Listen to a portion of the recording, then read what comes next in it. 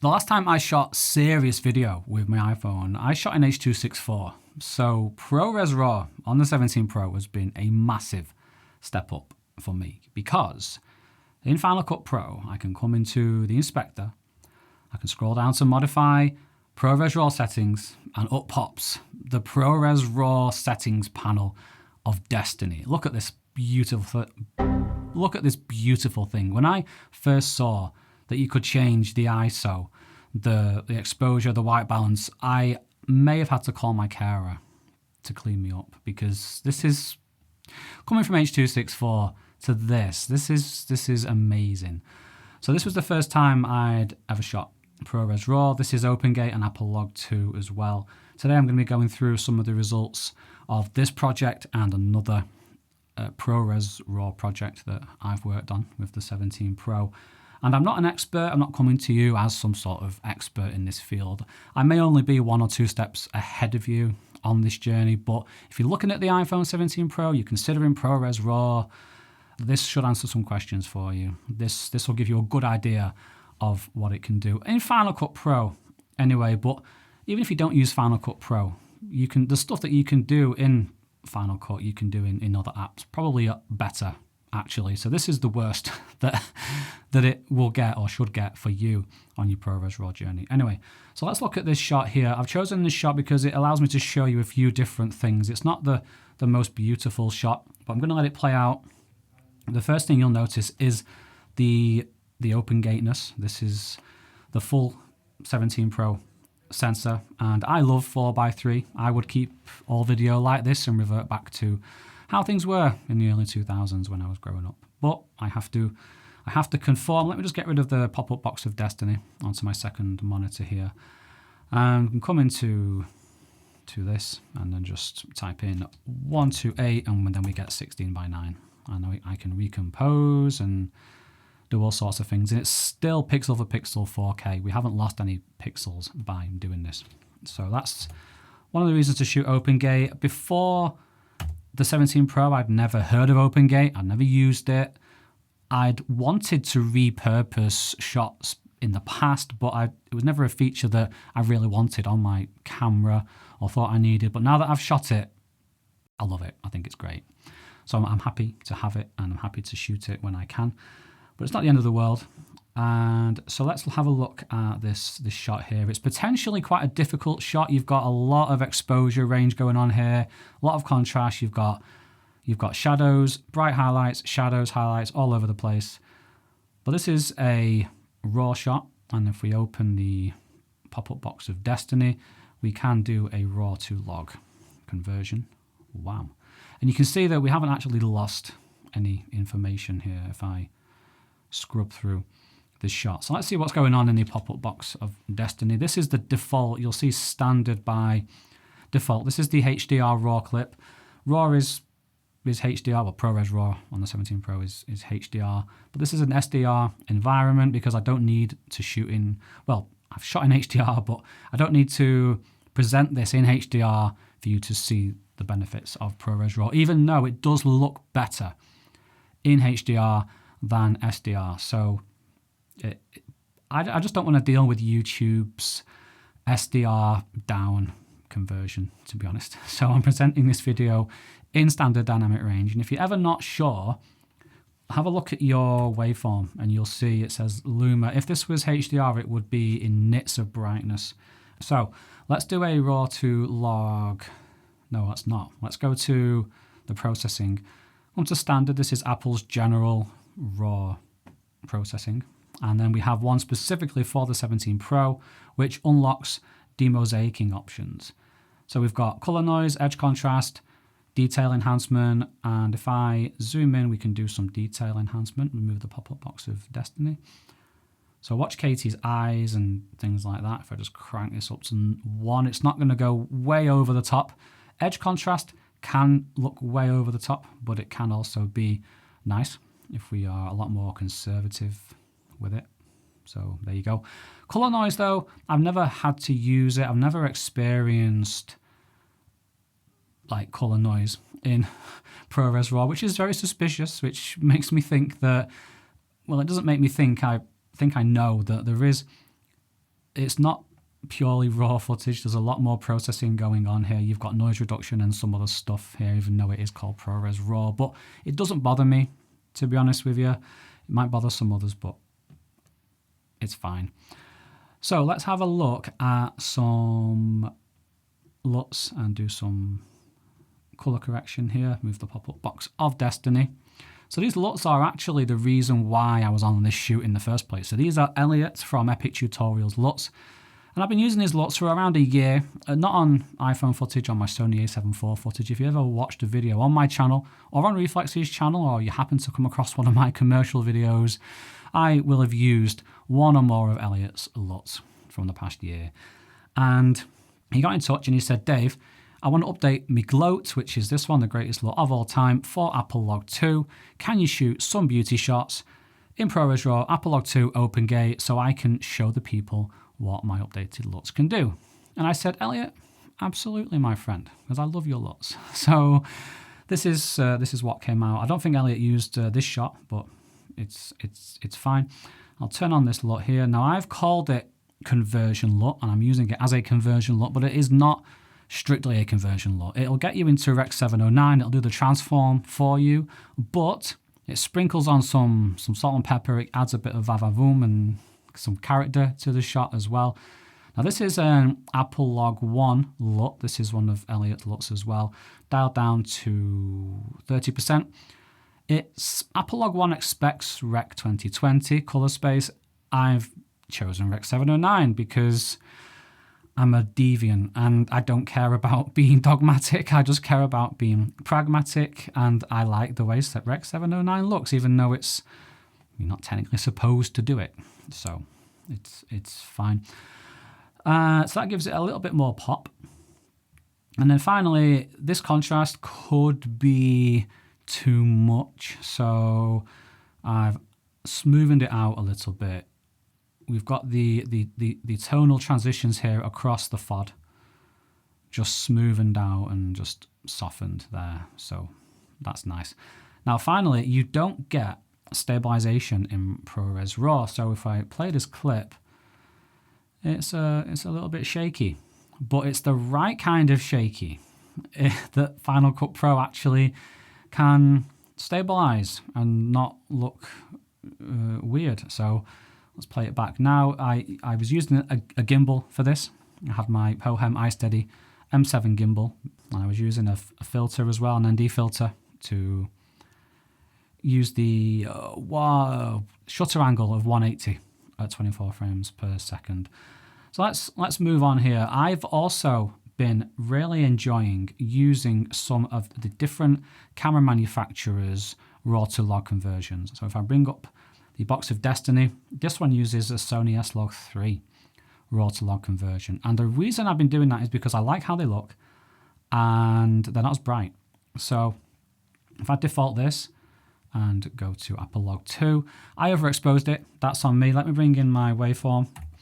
You can see we're clipping here. Nothing I can do about that. There's no magic dynamic range, no magic highlight recovery going on here, which I know Elliot himself doesn't like about Apple Log. ProRes RAW. Well, for me, it's fine. But I can bring the exposure down, wham, and it looks much better. And the highlights are now under 75 IRE. They're clipped, but this is, which is Katie's FOD again here. But I want it a bit more, and I can do that with this Sony RAW to log conversion here in Final Cut Pro. Look at that. By default, just brings it way down, and then I can just dial it in a bit more. So everything else is the exact same as the previous clip, I believe. Apart from, there's a bit of a highlights adjustment here, but apart from that, everything's the same. Oh, it's Rec 2020 this time, because I was in a Rec 2020 mood on this clip. It's fine, nobody really cares. This is an Apple Log 1 clip. There's not really much going on with this clip. I was supposed to move it, so I'm going to move on to, this is Fujifilm. This is Fuji's RAW to log conversion. Fuji doesn't use the Bayer pattern sensors. It uses, is it X-Trans or something like that? I think there's more green in the CFA. So that could be why this looks like this. I don't know. It's just logically for me where it goes. But this is an interesting clip that I wanted to show you. This uses Canon's Log 2 RAW to log conversion, but it also uses Elliot's GLOAT, the greatest of all time, for Apple Log 2, but it's an Apple Log 1 clip. Let me just remove my waveform here because screen space is at a premium. And they're all working well together. So you've got an Apple Log 1 clip, an Apple Log 2 LUT, with an Apple Log 1 LUT and a Canon log conversion. And if I really wanted to see the underside of this skanky railway bridge, then I could.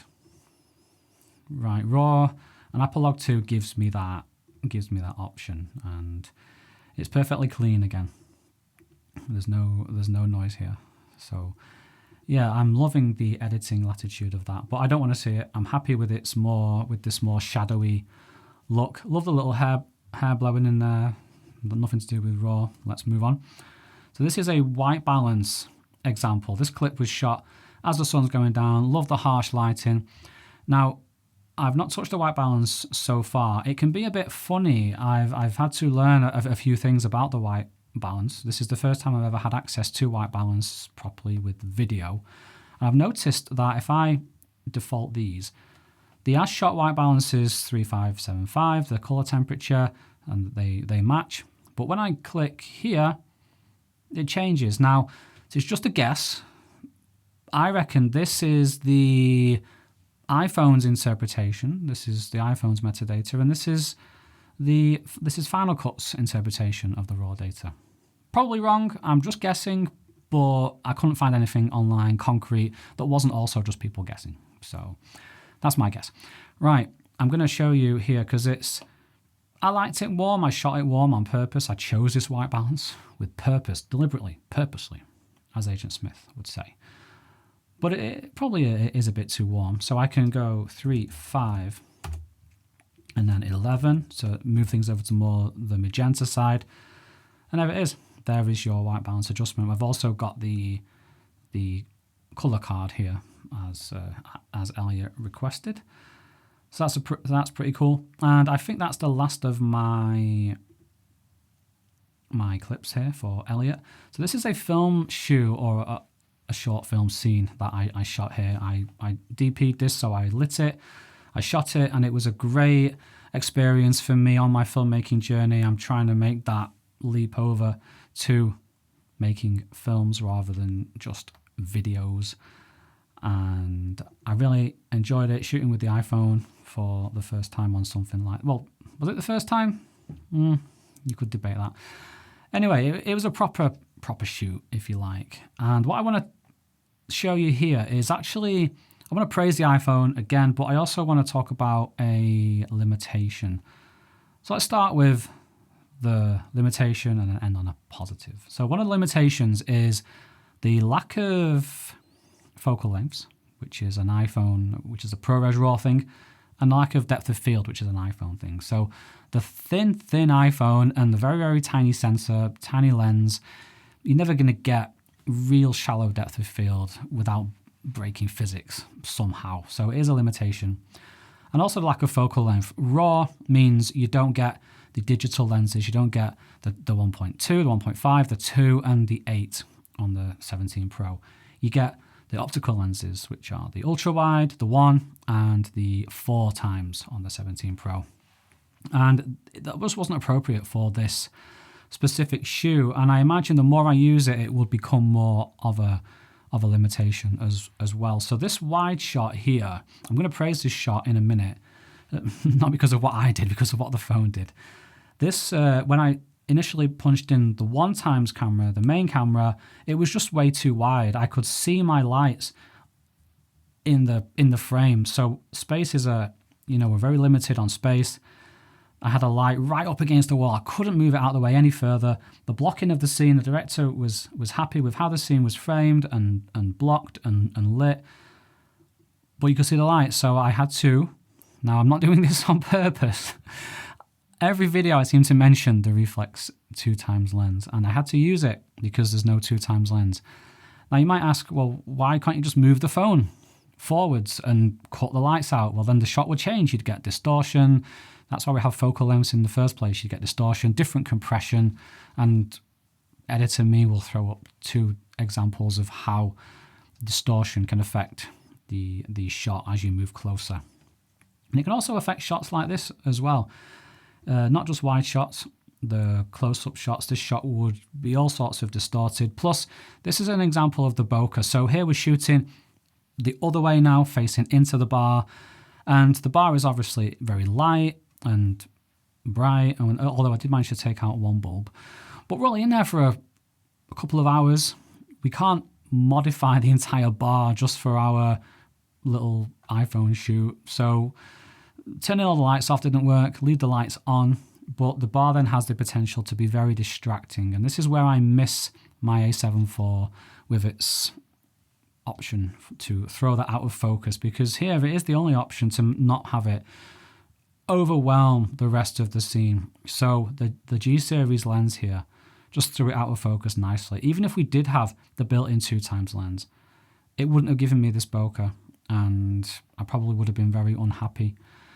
So it is a limitation to keep in mind when shooting with the iPhone. Now I'm going to switch it around and actually praise the iPhone here. Go back to this shot. This shot is 59 seconds long, and it's shot in ProRes RAW HQ, which is the high quality version of ProRes RAW, as if the regular one is not high quality. So you get a higher bitrate, higher editing fidelity, and all that good stuff. But it pushes through massive files, obviously, just like ProRes RAW does. So this is just shy of a 10 gigabyte file. And it's just under a minute long, and it's pushing through 1.3 gigabits per second. So this is serious video territory in a phone that just fits in your pocket. So it's a nice, it always makes me laugh, and it did here.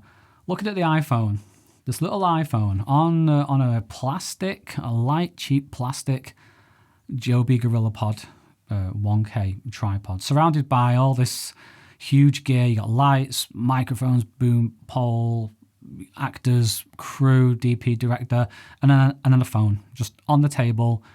And then after the shoot, you put the phone in your pocket, but everything else takes like an hour to break down. And then the phone becomes your Apple CarPlay on the way home. It becomes your music player.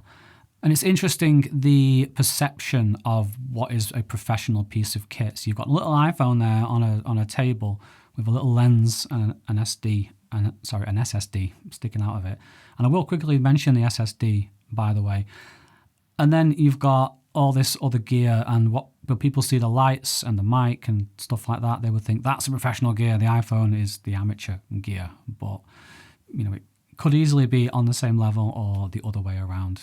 But I just find that funny. Now the SSD, it's a Lexar Professional Go. You need it. You don't need it specifically. You need an SSD, an external SSD, to shoot ProRes RAW. In Blackmagic, anyway, I believe there is one app that I'm aware of that lets you shoot internally ProRes RAW on the 17 Pro. But play it safe. An external SSD is what you want if you're going to shoot in ProRes RAW, specifically one that's big enough. So mine's 1 terabyte, and it's also fast enough. This is something that you do not neglect, please. 1000 megabytes per second I would look at for the write speed. The read speed is generally the big headline number because it's generally faster or more, but you want to look at the write speed. You might see it listed as the media speed on Amazon. I think I paid £149 for mine, but I've got so much use out of it, and I use it for far more than just recording ProRes RAW on my iPhone. And yeah, that is my experience with shooting ProRes RAW on the iPhone 17 Pro. Thank you very much for watching. Feel free to ask any questions in the comments, and I look forward to seeing you in the next one. Pekarunt, she Ozibuna.